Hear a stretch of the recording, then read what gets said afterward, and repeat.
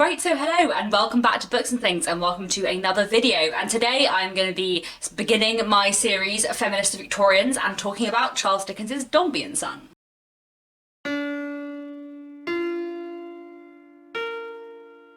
If you missed my little channel update / announcement video, I will link that down below, but this is a new series I'm going to be doing on my channel called Feminist Victorians, where I talk about Victorian literature that I consider to be in some way or other proto-feminist or very interesting in how it explores gender and challenges Victorian gender norms. So I thought I would start off with Dickens, because Dickens and gender is my favourite topic, and talk about Dombey and Son. The first half of this video is going to be entirely spoiler-free, and then at some point in the middle of the video I will warn you and there will be spoilers in the second half, but please stick around until then because I'm going to talk about the book and the way it looks at gender without spoiling anything for a good chunk of this video first. For those of you who don't know, Dombey and Son is Dickens's 7th novel and it was published serially between 1846 and 1848. It is a truly amazing novel. It is my second favourite Dickens novel and I am really fond of it, and one of my favourite things about it is the way that it looks at gender, as I'm going to go on to talk about. But basically Dombey and Son follows neither Mr. Dombey nor Mr. Dombey's son, but a girl called Florence Dombey, who is Mr. Dombey's daughter.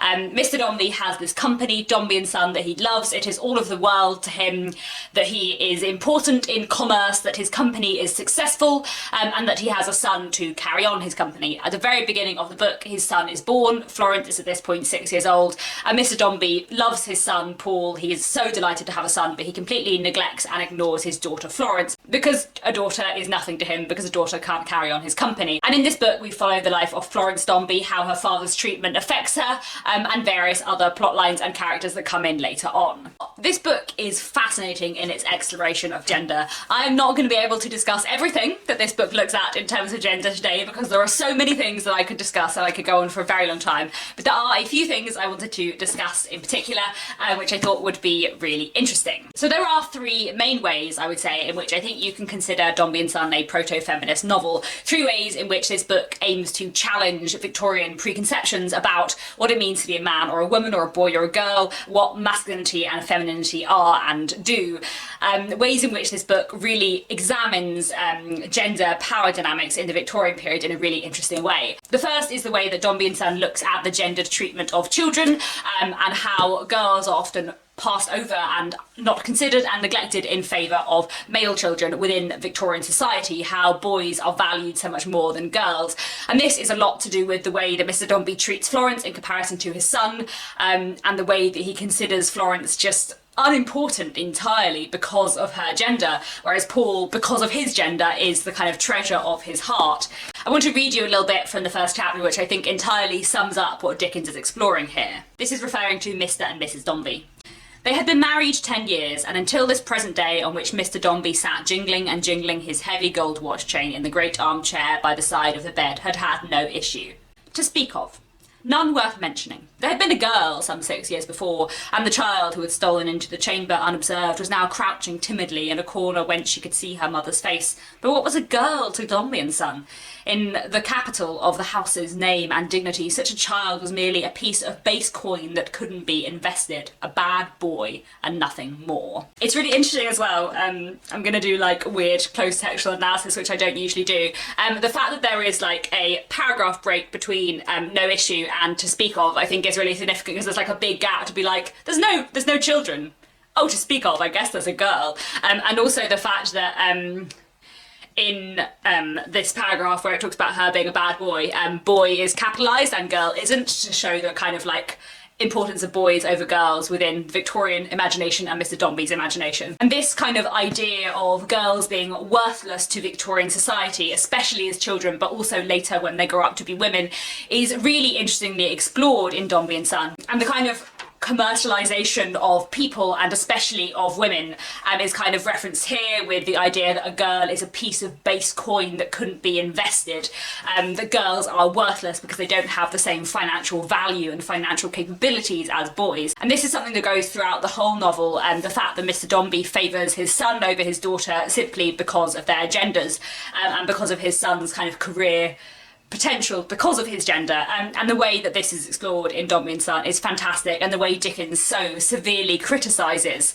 Mr. Dombey's preference of his male child over his female child is just like fantastically done and makes this book fascinating. The second way I think in which you can read Dombey and Son as being proto-feminist, and this is something I'm going to talk about a lot more in the second half of the video when we're dealing with spoilers, is the way that Dickens in this book criticises marriage and the marriage market, and the way that marriage puts women at a disadvantage and also treats women as commodities. The idea that Victorian marriage, especially amongst the kind of middle and upper classes, becomes a business transaction, and the way that this objectifies women, making an object of women within Victorian society. Dickens in this book compares marriage to slavery, talks a lot about the marriage market, about marriage being a bargain, and really explores the kind of complex power dynamics within marriage and how this so often favours men and how this often can make slaves of women within their marriages, which is fantastically explored in this. There's one female character in particular which I'll talk about a little bit more in the second half of this video, and through her Dickens kind of very, very strongly criticises Victorian marriage in an institution, especially focusing on the problematic power dynamics within Victorian marriage, which is so interesting. And then there is a third way in which I think you can read Dombey and Son as being proto-feminist, and this is one of the things that I find the most interesting in this book. So in many ways I think this book is kind of set up as a battle between Mr. Dombey and Florence. Not a literal battle, but a kind of juxtaposition of two very, very different ways of looking at the world. And Mr. Dombey embodies everything that is typically masculine within Victorian society and Victorian ideals. He is unemotional and rational and practical. He is concerned chiefly with commerce and hard work and business and making money. Where he is interested in his family, he is interested in providing for his family and providing a family to take on his business. He is cold and practical. He is polite and masterful. Mr. Dombey is incredibly independent and shuns help from anyone else. Florence, on the other hand, embodies all of the things that Victorian society considers to be typically female. She is very loving and emotional, she is kind, even to those she doesn't know very well. Where her father's driving force of his life is commerce and business, the driving force of Florence's life is her family. Her chief object through so much of the book is to try and make her father love her, and Florence has trust enough in other people to have dependence on them when she should. She is all kindness and love and emotion, whereas her father is all emotional repression. Now, obviously, whether or not this aspect of the book is proto-feminist or not is quite complicated because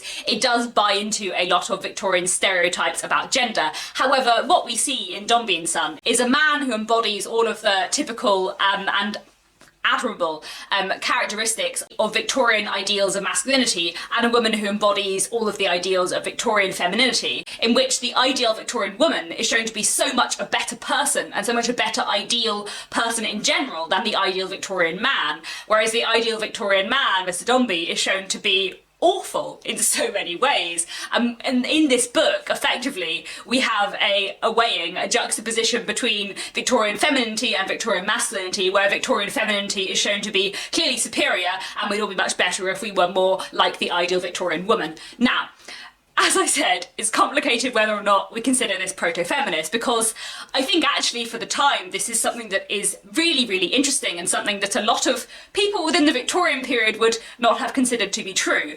Because Dickens is not just saying that we want all women to be really kind and loving, he's saying we want all people to be like that. This is considered to be a typically female thing, but actually it would be much better if all women and all men were more kind and loving and more typically feminine.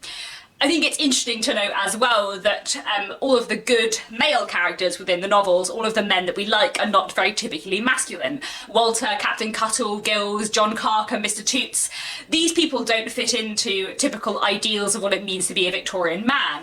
They might do to a certain extent. Walter is very heroic, for example, and Captain Cuttle is a bit kind of adventurous. But Walter is also incredibly kind and loving. He is also very imaginative. He is not emotionally repressed at all. He shows his emotions very much.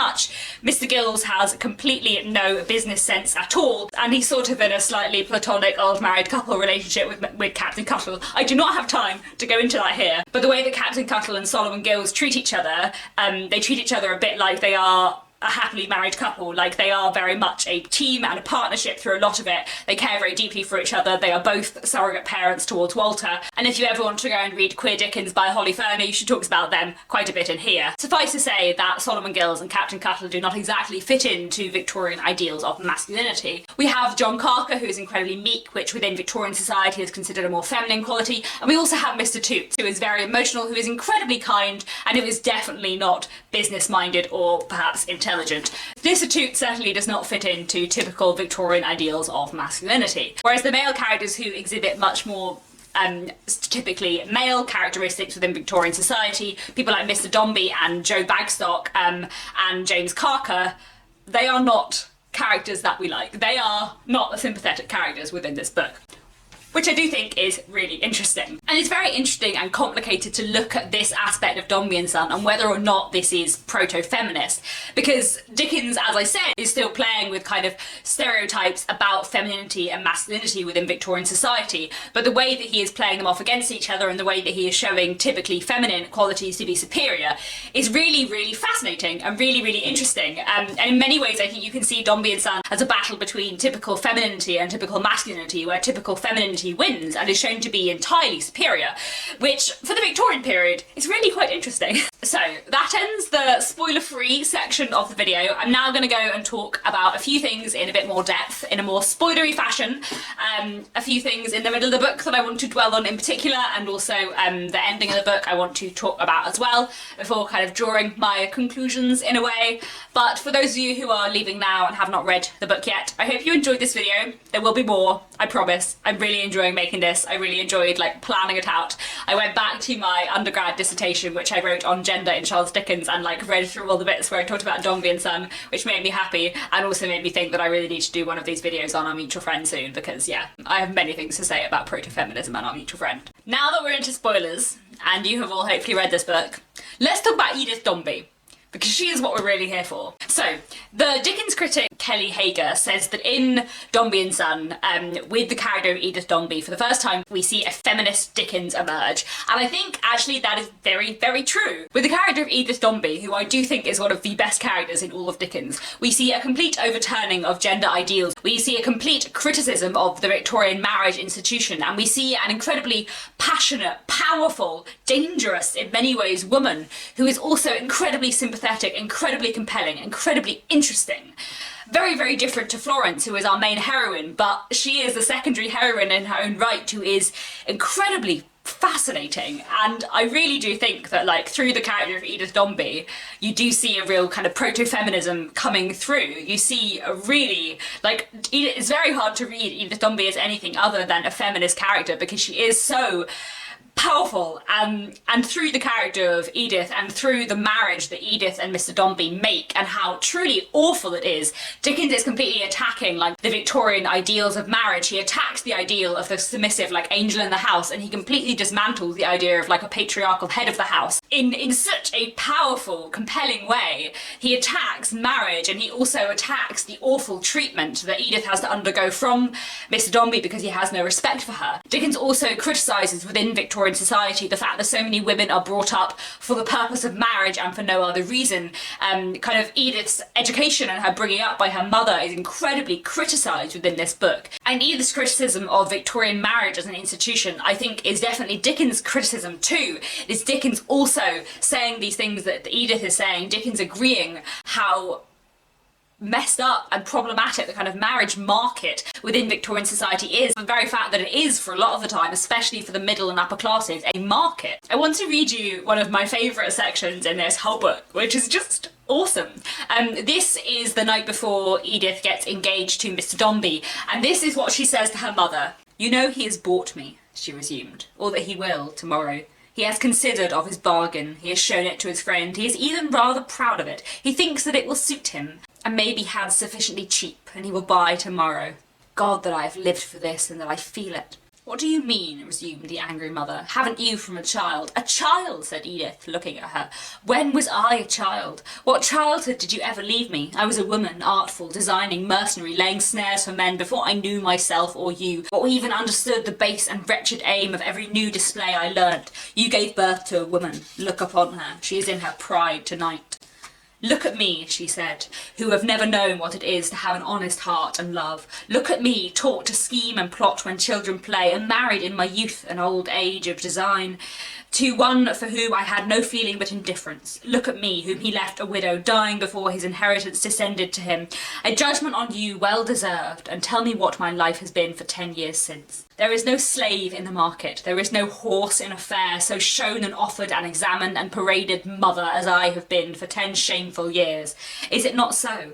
Have I been made the byword of all kinds of men? Have fools, have profligates, have boys, have dotards dangled after me, and one by one rejected me and fallen off because you were too plain in all your cunning, yes, and too true, with all those false pretences, until we have almost come to be notorious? Have I been hawked and vended here and there until the last grain of self-respect is dead within me and I loathe myself? Has this been my late childhood? I had none before. Do not tell me that I had tonight of all nights in my life." "You might have been well married," said her mother. 20 times at least, Edith, if you had given encouragement enough." "No. Who takes me, refuse that I am, and I well deserve to be, shall take me as this man does, with no art of mine put forth to lure him. He sees me at the auction and he thinks it well to buy me. Let him. He came to view, perhaps to bid. He required to see the roll of my accomplishments. I gave it to him. When he would have me show one of them to justify his purchase to his men, I require of him to say which he demands, and I exhibit it. I will do no more. He makes the purchase of his own will, with his own sense of its worth and the power of his money, and I hope it may never disappoint him. I have not vaunted and pressed the bargain. Neither have you, as far as I have been able to prevent you." That scene is amazing.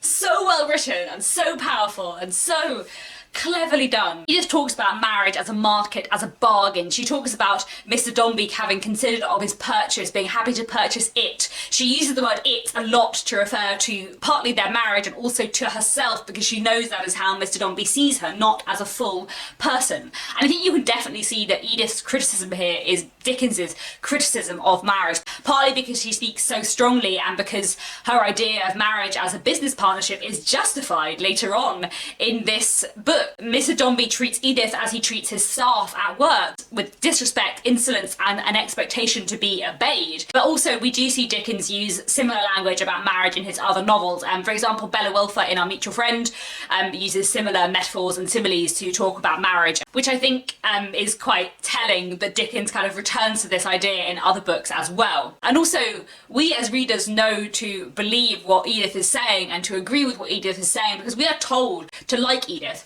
because Edith loves Florence. And I think that's something very important in this book and in showing that Dickens likes Edith as a character and that Edith is supposed to be a heroine of sorts, because Edith loves Florence. And what we know in this book is that Florence is good and that people who love Florence are good. And the fact that Edith does love Florence and sees the goodness in Florence and sees a different person that she could have been in Florence, I think is very, very telling and tells us as readers that we should like Edith and that we should trust what she is saying.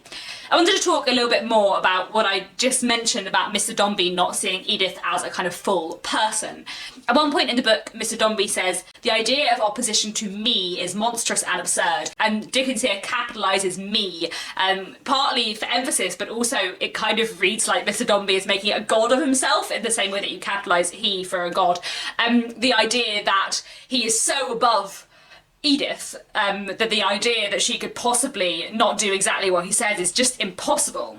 At one point, Mr. Carker says to Edith, "He really does consider that I, his paid servant, and an ambassador whom it is derogatory to the dignity, not of the lady to whom I have the happiness of speaking. She has no existence in his mind, but of his wife, a part of himself." What Mr. Carker is saying here is that Edith has no proper existence as a human being in Mr. Dombey's mind. And while Mr. Carker is not exactly to be trusted, I do think this is true. The way Mr. Dombey sees Edith is the same way that he saw his first wife, as his wife, a woman who should do what he says, and not much more. Another scene I wanted to talk about, which I love, which I think shows Edith to all of her mighty glory, is chapter 54, which is when her and Mr. Carker have met up abroad after their sort of elopement together, and she tells him that she is not going to run off with him because she hates him. I think it's very important that when Edith leaves her marriage and leaves Mr. Dombey, she doesn't leave one power-hungry man for another. She leaves men behind entirely, and she scorns Mr. Carker as well as her husband. She uses Mr. Carker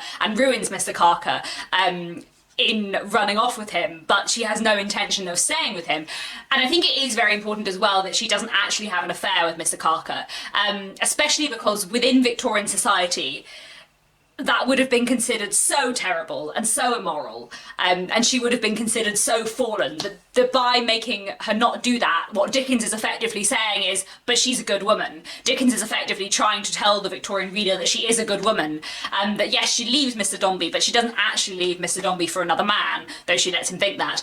She doesn't actually leave him for another man, and this is Dickens showing that the reason why she leaves is not because she is bad, but because the marriage is bad and because Mr. Dombey is bad. Which I think from a modern perspective we need to get our heads around a bit more. I want to read some of this chapter because I think it shows how strong a person, how powerful a person Edith is. And we see too how Edith rejects all of those typical feminine values I was talking about earlier. Meekness and obedience are rejected in favour of a strong will and pride and determination. But while those qualities in some of the male characters in the book are shown to be very dislikable, Edith uses these things not just to give her power, but also to give her virtue in a way, to reject Mr. Carker, which I think is a very important thing that Dickens is doing, and again something that would like win Edith fans within Victorian society, not just modern day society. And also Edith is a character that by this time we are really invested in, we really like, and she throughout the book and especially in this chapter turns on its head all of the kind of typical Victorian feminine qualities which Florence has and which makes Florence good, but actually Edith uses them here to do good and to get rid of Mr. Carker and to not like fall by sleeping with him. He was coming gaily towards her when in an instant she caught the knife up from the table and started one pace back. "Stand still," she said, "or I shall murder you." The sudden change in her, the towering fury and intense abhorrence sparkling in her eyes and lighting up her brow made him stop as if fire had stopped him. "Stand still," she said, "come no nearer me, upon your life." They both stood looking at each other. Rage and astonishment were in his face, but he controlled them and said lightly, "Come, come, Tush, we are alone and out of everybody's sight and hearing. Do you think to frighten me with these tricks of virtue? Do you think to frighten me," she said, "from any purpose that I have and any course I am resolved upon, by reminding me of the solitude of this place and there being no help near? Me who am here alone, designedly. If I feared you, should I not have avoided you? If I feared you, should I be here in the dead of night telling you to your face what I am going to tell?" "How many times," said Edith, bending her downcast glance upon him, "has your bold knavery assailed me with outrage and insult? How many times in your smooth manner and mocking words and looks have I been twitted with my courtship and my marriage? How many times have you laid bare my wound of love for that sweet injured girl and lacerated it? How often have you fanned the fire on which for 2 years I have writhed and tempted me to take a desperate revenge when it has most tortured me?" "I am a woman," she said, confronting him steadfastly, "who from her very childhood has been shamed and steeled. I have been offered and rejected, put up and appraised until my very soul has sickened. I have not an accomplishment or grace that might have been a resource to me, but it has been paraded and vended to enhance my value, as if the common crier had called it through the streets. I stand alone in the world, remembering well what a hollow world it has been to me and what a hollow part of it I have been myself. I suffered myself to be sold as infamously as any woman with a halter round her neck is sold in any marketplace. You know that." He watched her closely as she stood before him in the very triumph of her indignant beauty. She was resolute, he saw, undauntable, with no more fear of him than of a worm. "We meet and part tonight," she said. "You have fallen on Sicilian days and sensual rest too soon. You might have cajoled and fawned and played your traitor's part a little longer and grown richer. You purchase your voluptuous retirement dear." "Edith," he retorted, menacing her with his hand, "sit down, have done with this. What devil possesses you?" "Their name is Legion," she said, uprearing her proud form as if she would have crushed him. "You and your master have raised them in a fruitful house, and they shall tear you both. False to him, false to his innocent child, false every way and everywhere. Go forth and boast of me and gnash your teeth for once to know that you are lying." There was foam on his lips, the wet stood on his forehead. If she would have faltered once for only 1/2 moment, he would have pinioned her, but she was firm as a rock, and her searching eyes never left him. I could go on. This chapter is very awesome. And what Edith does here is amazing. She tears down the villain of the piece. Because I think it's fair to say that the villain of this book is Mr. Carker, not Mr. Dombey. Yes, Mr. Dombey is very unpleasant towards Edith, and yes, Mr. Dombey is powerful, but Mr. Dombey is redeemed in the end by love, and Mr. Dombey is able to be redeemed. And we also see, I think, in the first half of the book, that in Mr. Dombey's love for Paul, that he can love. and that there is some goodness in him, though in the wrong places. Whereas I think Mr. Carker is just evil. He is just evil. I think he's incredibly well done. And I think his like lust for money and lust for Edith is done incredibly well in this book. But he is the villain, and it is Edith who takes him down and just tells him that he's awful, and that she doesn't want him.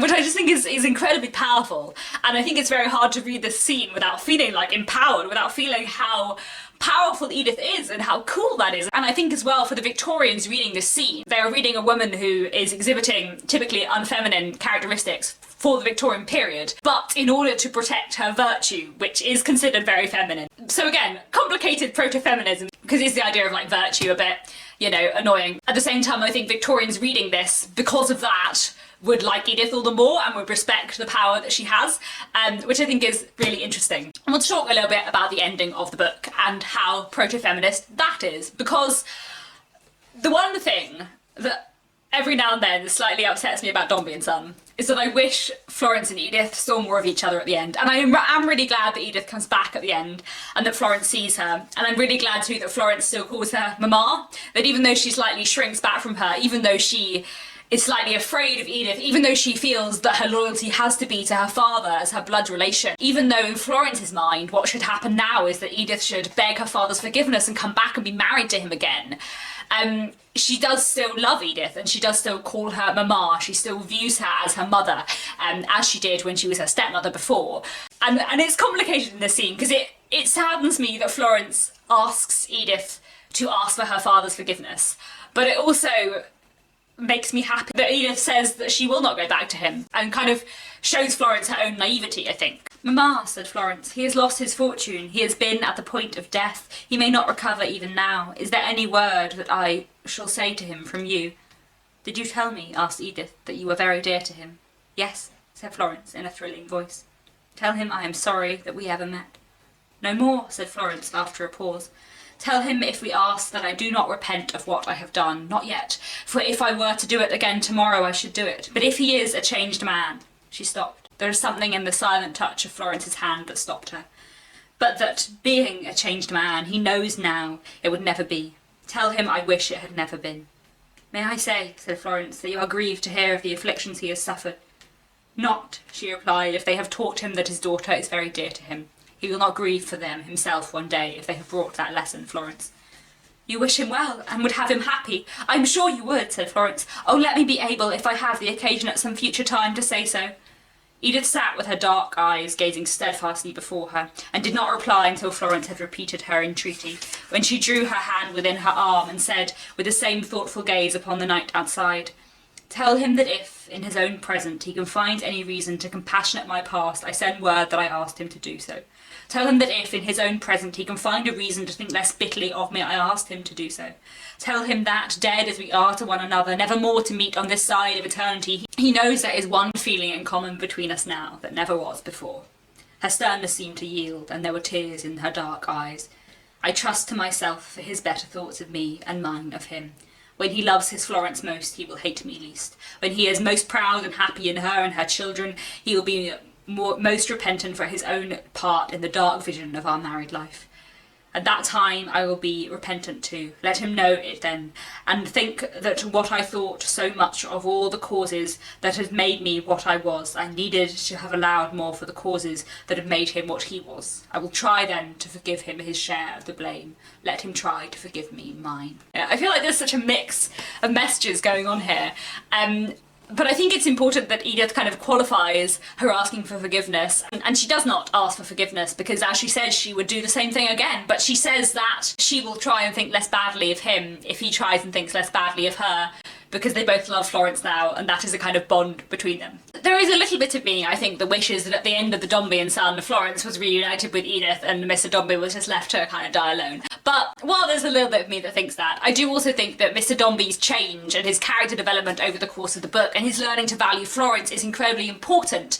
And the fact that through learning to value Florence, he effectively learns to value women, which he never has done before, and also learns how to value family over commerce. It's very important that it is after the collapse of his business and after he has been a failure in his commercial enterprise, that he realises he's been a failure in his family life as well, and that he realises that he could have had comfort and solace and a companion in Florence who he entirely scorned and neglected and treated terribly. And it's through the ruin of his business, when he is meek and poor and ill and weak where he has always been strong, that he learns suddenly to value what he has never valued before.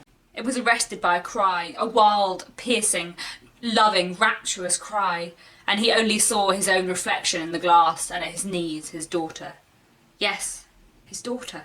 Look at her, look here, down upon the ground, clinging to him, calling to him, folding her hands, praying to him. Papa, dearest papa, pardon me, forgive me, I have come back to ask forgiveness on my knees, I can never be happy more without it. Unchanged still, of all the world unchanged, raising the same face to his as on that miserable night, asking his forgiveness. He tottered into his chair. He felt her draw his arms around her neck. He felt her put her own around his. He felt her kisses on his face. He felt her wet cheek laid against his own. He felt, oh, how deeply all that he had done. And later in that chapter, as she clung closer to him in another burst of tears, he kissed her and, uplifting his eyes, said, "Oh my God, forgive me, for I need it very much." Now, again, I find this chapter problematic because it annoys me that Florence asks him for his forgiveness because she is the one that should forgive him. But the fact that Mr. Dombey knows this and that Dickens knows this and that Dickens tells us so, I think is very important as well. And I do think that his change and his learning to value Florence is a very important lesson, and is Dickens kind of telling Victorian society to value women a bit more as well. The book began with Dickens exploring the fact that Mr. Dombey values his son more than his daughter, but it ends by exploring the fact that Mr. Dombey now values his grandson and his granddaughter both immensely. The white-haired gentleman walks with the little boy, talks with him, helps him in his play, attends upon him, watches him, as if he were the object of his life. But no one except Florence knows the measure of the white-haired gentleman's affection for the girl.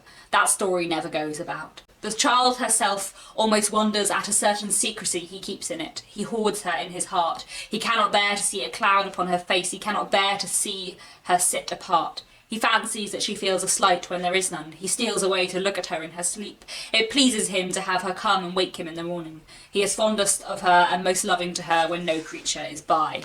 And I think it's very powerful and important that Dickens chooses to bookmark the novel with these two explorations of how Mr. Dombey treats different children. And we start by saying that he favours his son over his daughter, and we end by saying that he loves both of his grandchildren very dearly. And the implication is that he loves his granddaughter more, but he shows his love for his grandson more readily to people, which I think suggests that Mr. Dombey has been cured of his lack of emotion, but has not yet been cured of his emotional repression in many ways. So a complicated ending in a way. So I feel like those are most of the points I wanted to cover here. This has probably been quite a long video, but I've enjoyed making it. I think it's fair to say that Dombey and Son, the way it explores gender and marriage, is very ahead of its time, and is proto-feminist in many ways, although I think it's complicated like many things are, and there are some problematic aspects of the way Dickens explores gender in this book. There's one Dickens critic, Patricia Ingham, who claims that in Dombey and Son a higher value is set on passionate women, suggesting that for Dickens the ideal woman is Edith Dombey, not Florence Dombey.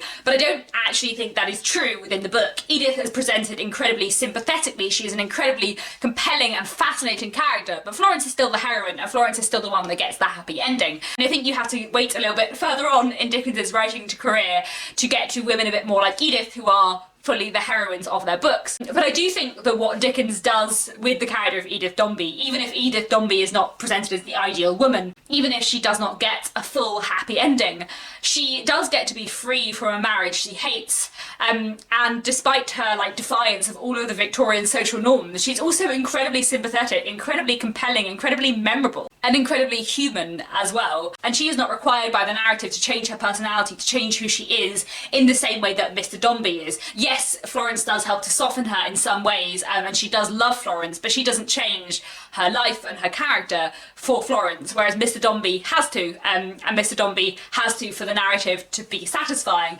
Mr. Dombey has to be shown how wrong he has been, and has to realise the errors in his judgment, and has to become a bit more like Florence. Through that, I think, even if Florence is still presented as the ideal Victorian female rather than Edith, Florence is not merely presented as the ideal Victorian woman, she's presented as the ideal Victorian person, person, and Mr. Dombey learns a lot and learns to become a better and a happier man by becoming more like his daughter, by becoming more like Florence, becoming more emotional, more kind, more loving.